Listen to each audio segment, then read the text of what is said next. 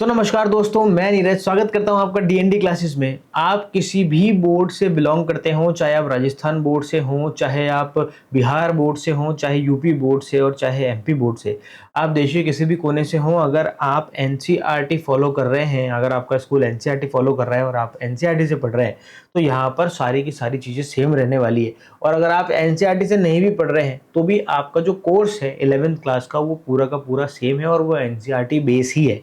तो यहाँ पर इस वीडियो में हम देखने वाले हैं कि जो विक्रय पुस्तक है, जो सेल्स बुक है, वो यहाँ पर किस तरीके से बनाई जाती है और किस तरीके से होगी। तो यहाँ पर ऐसा है कि एनसीईआरटी का जो आपका बुक है, उस बुक का हम क्वेश्चन नंबर 14 करने वाले हैं और ये आपका चैप्टर नंबर 4 है, अन्य सहायक पुस्तकों का जो आपका चैप्टर है उसके अंदर।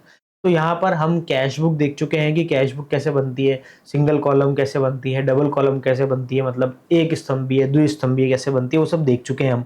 अगर आपने नहीं देखा है तो आप क्या कीजिए, पहले वो वाले वीडियो भी जाके देखिएगा जहाँ पर हमने कैश बुक बनाना सिखाया है। ठीक है, यहाँ पर अब हम करने वाले हैं सेल्स बुक। सेल्स बुक का परफॉर्मा कुछ इस तरीके से होता है। ये सेल्स बुक है, पर्टिकुलर है, डिटेल है और अमाउंट है।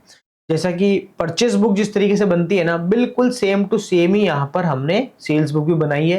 परचेस बुक ठीक इसके पहले वाला जो वीडियो है उसके अंदर आपकी परचेस बुक मिल जाएगी। आप क्या कीजिए, हमने सबकी अलग अलग प्लेलिस्ट बना रखी है, चैप्टर वाइज प्लेलिस्ट है। तो आप क्या करें, वो प्लेलिस्ट खोलें और वहां पर आपको लाइन से सारे के सारे वीडियो दिख जाएंगे। तो यहाँ पर परचेस बुक का हमने क्वेश्चन कर लिया है, अब सेल्स बुक का क्वेश्चन करते हैं। सेम है। सेल्स बुक का भी बनाते वक्त आपको किन चीजों का ध्यान देना है कि आपको यहाँ पर कौन सी लेन देन लिखनी है। आप यहाँ पर आपको सिर्फ वही लेन देन लिखनी है जो यहाँ पर क्रेडिट सेल्स आई है, यानी उधार में अगर आपने माल बेचा है तो उसी की लेन देन यहाँ पर लिखी जाएगी। कैश की लेन देन यहाँ पर नहीं लिखेंगे, क्योंकि कैश की लेन देन कहाँ लिखते हैं, हम कैश बुक में अंदर लिखते हैं। और सेल का भी एक चीज ध्यान रखना कि आपने माल बेचा है उसी की एंट्री यहां पर आएगी। अगर आपने किसी तरह की कोई संपत्ति बेची है तो उसकी एंट्री यहां पर नहीं आएगी। ये सारी चीजों को ध्यान में रखते हुए अब क्वेश्चन हम करना शुरू करते हैं। यहां पर ये बोल रहा है 1 सितंबर को, 1 सितंबर को क्या हो रहा है, विपत्र संख्या, ये यहाँ पर अपना वाउचर नंबर भी होता है, तो एक कॉलम और बना देते हैं वाउचर नंबर का, कोई दिक्कत वाली बात नहीं है। यहाँ पर ये देखो, ये हो गया आपका वाउचर नंबर का कॉलम। अब देखो यहाँ पर एक डेट का कॉलम भी बनना चाहिए, वैसे तो कायदे से बना ही देते हैं। वैसे तो अगर आप यूं डेट लिखेंगे तब भी काम चल जाएगा, फिर भी अपन बना देते हैं, क्या दिक्कत है, फालतू परेशान होने से मतलब नहीं है। ये हो गया भैया डेट का कॉलम। अब देखो क्या करना है, 1 सितंबर को क्या बोल रहा है, ये बोल रहा है विपत्र संख्या 4321 के अनुसार अमित ट्रेडर्स को विक्रय किया गया। और ये नीचे देखो, ये कुछ विक्रय के इसने आइटम बता रखे हैं, टीवी बेचा है और इसने रेडियो बेचा है, इसका मतलब इसका इलेक्ट्रॉनिक्स का काम है। इसका नाम भी क्या है, बसंत इलेक्ट्रॉनिक्स। ठीक है, तो हमें पता होना चाहिए कि इसका काम किस तरीके का है, उससे रिलेटेड आइटम ही ये बेच रहा है। ठीक है, अब देखो इसने रेडियो बेचा और टीवी बेचा, तो किसको बेचा, उसका नाम लिख लेते हैं यहाँ पर, अमित ट्रेडर्स को बेचा। तो यहाँ पर आ जाएगा भैया अमित ट्रेडर, और हम यहाँ पर क्या कर लेंगे, उसके नीचे लाइन खींच देंगे। लाइन हमने अच्छे से नहीं खींची, अच्छे से खींचना, ठीक है ना। देखो अब यहाँ पर हम वो आइटम लिखेंगे जो आइटम हमने क्या करा, बेचा है, उसकी डिटेल लिखेंगे। हमने क्या बेचा भैया, 20 रेडियो, 20 रेडियो बेचे और हर एक रेडियो कितने का है भैया, 70 रुपए का है। तो भैया ऐसा करना है आपको कि यहाँ पर 20 इंटू 70 हो जाएगा, आपका हो जाएगा भैया 90 रुपए। 20 इंटू, मैंने गलत कर दिया, 20 इंटू 70 हो जाएगा 1400 रुपए। ये 1400 रुपए आपको डिटेल वाले कॉलम में लिखना है। इसके बाद में दो श्वेत श्याम टीवी, तो भैया ये आ जाएगा आपका 2 टीवी, और हर एक टीवी कितने का भैया, 800 रुपये का। हाँ बोलोगे सर 800 का कौन सा टीवी आता है, अरे तुम कर लो यार, दिमाग नहीं लगाने का, ठीक है ना, जैसा है वैसा कर लो। तो यहाँ पर क्या कर रहा हूँ मैं आज, 800 इंटू 2 आएगा ना, 1600 हो रहे हैं, पता नहीं क्या बार बार प्लस कर दे रहा हूँ। ये हो गया भैया 600। अब यहाँ पर किसी तरह का कोई डिस्काउंट वगैरह तो नहीं है, नहीं, यहाँ पर किस तरह का कोई डिस्काउंट नहीं दे रखा। तो हमें क्या करना पड़ेगा, यहाँ पर इसकी टोटल लगा के और हमें फेंकनी पड़ेगी भैया बाहर। तो 1400 इसमें हम ऐड कर देंगे, तो यहाँ पर 3000 रुपये हम क्या कर देंगे, यहाँ बाहर लिख देंगे। अब देखो ये जो अमाउंट वाला कॉलम है इसमें अंडरलाइन मत करना, ठीक है ना। यहाँ पर इधर अंडरलाइन हो जाएगी, ये ट्रांजेक्शन यहाँ पर खत्म हो गई, ये अंडरलाइन होके बात खत्म। अच्छा एक यहाँ पर ये जो 4321 जो नंबर था ये भी यहाँ पर डाल देना 4321, कोई दिक्कत नहीं है, ठीक है। इसके बाद में 10 तारीख को बोल रहा है ये 10 सितंबर को, तो चलो अब 10 सितंबर लिख देते हैं। तो 10 सितंबर को बोल रहा है विपत्र 4351 के अनुसार अरुणा इलेक्ट्रॉनिक को विक्रय किया, ठीक है भैया। Aruna electronic, Aruna electronic,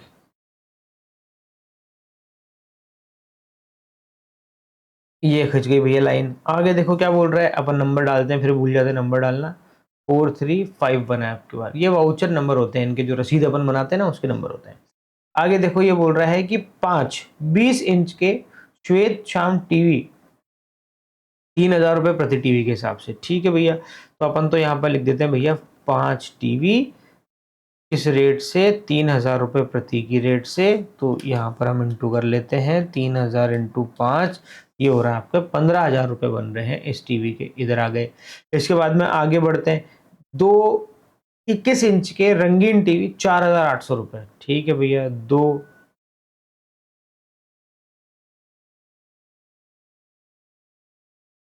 colour TV आ जाएगा और हर एक टीवी कितने का आपका 4800 का है, तो ये 4800 इंटू 2 यहाँ पर हो जाएगा 9600 रुपये, ये आ गया भैया 9600 रुपये। ये लगा दी भैया टोटल। कोई डिस्काउंट वगैरह तो नहीं है, नहीं किसी तरह का कोई डिस्काउंट नहीं दे रखा। अगर ये कोई डिस्काउंट देगा तो हम क्या कर देंगे, ये जो हमने लिखा है ना अभी इसकी टोटल लगा के इसमें से यहाँ से डिस्काउंट माइनस कर देंगे, पर यहाँ पर किसी तरह का कोई डिस्काउंट है ही नहीं, तो क्या करें 24,600 रुपये, तो हम यहाँ लिख देंगे भैया 24,600 रुपये। इस तरीके से ये ट्रांजेक्शन भी खत्म हो गई। अब हम बढ़ते हैं हमारी अगली ट्रांजेक्शन की तरफ, जिसमें ये बोल रहा है 22 तारीख को, 22 सितंबर को। 22 सितंबर को बोल रहा है कि विपत्र संख्या 4399 के अनुसार होंडा इलेक्ट्रॉनिक्स को विक्रय किया, काई का 10 टेप रिकॉर्डर और 5 वॉकमैन, ठीक है। होंडा इलेक्ट्रॉनिक्स, लो भैया होंडा इलेक्ट्रॉनिक्स को क्या क्या बेचा, 10 बेचे भैया टेप, किस भाव से 600 रुपये प्रति टेप के भाव से, और 5 बेचे इसने वॉकमैन,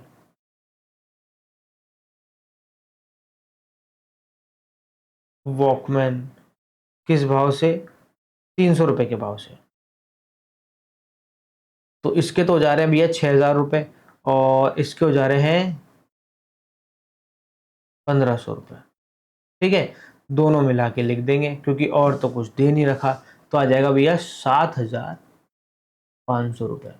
ये भी आ गया। आगे बढ़ते हैं भैया 28 तारीख को। 28 तारीख को बोल रहे हैं हनीश ट्रेडर्स को विपत्र संख्या 4430, अच्छा ऊपर वाले की देखो विपत्र संख्या नहीं लिखी है, हाथों हाथ ही लिख देते ना भैया तभी सही रहता है, वरना फिर भूल जाते हैं। अच्छा आप बोलोगे इसके मार्क्स कट जाएंगे कि नहीं, इसके मार्क्स वार्क्स नहीं कटते, बट लिखना ज़रूरी होता है। क्वेश्चन में हमें जानकारी दी है तो लिखना ज़रूरी है। 28 सितंबर की अगर बात करें तो यहाँ पर ये बोल रहे हैं हनीश ट्रेडर्स को विपत्र, हनीश ट्रेडर। आज तो राइटिंग बिल्कुल भी अच्छी नहीं आ रही।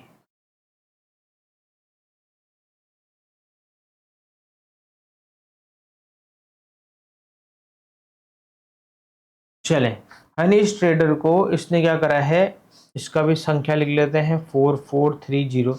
यहाँ पर आ जाएगा 610 जूसर मिक्सर 800 रुपये प्रति मिक्सर के हिसाब से, ठीक है। Juicer mixer